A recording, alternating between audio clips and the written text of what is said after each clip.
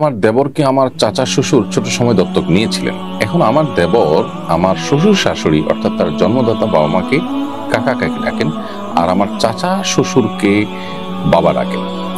মূলত তিনি আমার দেবরের চাচা। কাগজপত্রেও বাবার নামের স্থানে চাচার নাম দেওয়া, এটা জায়েজ হচ্ছে কি না? খুবই গুরুত্বপূর্ণ প্রশ্ন। আমাদের দেশে দত্তক নেওয়ার ক্ষেত্রে এই শরিয়ার ভায়োলেশনটা অনেকেই করেন।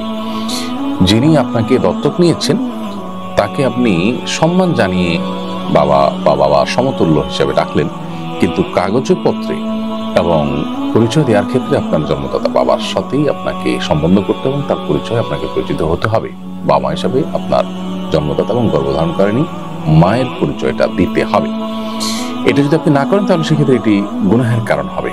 আল্লাহ তাআলা কোরআনে কারিমে বলেছেন, উদউহুম লিআবাইহিম ওয়াহসাতু ইনদাল্লাহ, তোমরা সন্তানদেরকে তাদের জন্মদাতা বাবার নামে ডাকো, বাবার সাথে সম্বন্ধ করে ডাকো, অমুকের ছেলে অমুকের মেয়ে এভাবে ডাকো। দত্তক যিনি নিয়েছেন তাদের ছেলে মেয়ে হিসাবে পরিচয় দিবে না। এটাকে আল্লাহ তাআলা পরিষ্কারভাবে কোরআনে কারিমে আমাদেরকে নির্দেশ হিসেবে জারি করেছেন। এছাড়া সহিহ বুখারীতে বর্ণিত হাদিসে নবী করিম সাল্লাল্লাহু আলাইহি ওয়াসাল্লাম থেকে বর্ণিত হয়েছে, তিনি বলেছেন, যে ব্যক্তি তার বাবা নয় এরকম ব্যক্তিকে বাবা হিসাবে দাবি করবে বা বাবা হিসাবে স্থির করবে, ফাল জান্নাতু আলাইহি হারাম, জান্নাত তার জন্য হারাম।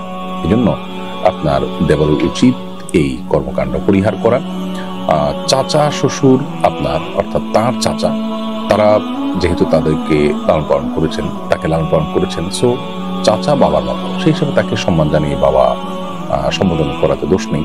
কিন্তু তার জন্মদাতা বাবাকে চাচা ডাকা দোষের, তাকে বাবা হিসাবে ডাকতে হবে, বাবা ডাকতে হবে, মাকে মা হিসাবে ডাকতে হবে এবং কাগজপত্রে বাবা মার জায়গায় নিজের জন্মদাতা বাবা মার নাম থাকতে হবে। পালক রেখেছেন যে চাচা তার নাম রাখা যাবে না। যদি তিনি এটা করে থাকেন তিনি গুনাহগার হচ্ছেন। তার উচিত তওবা করা এবং তার অবস্থার সংশোধন করা।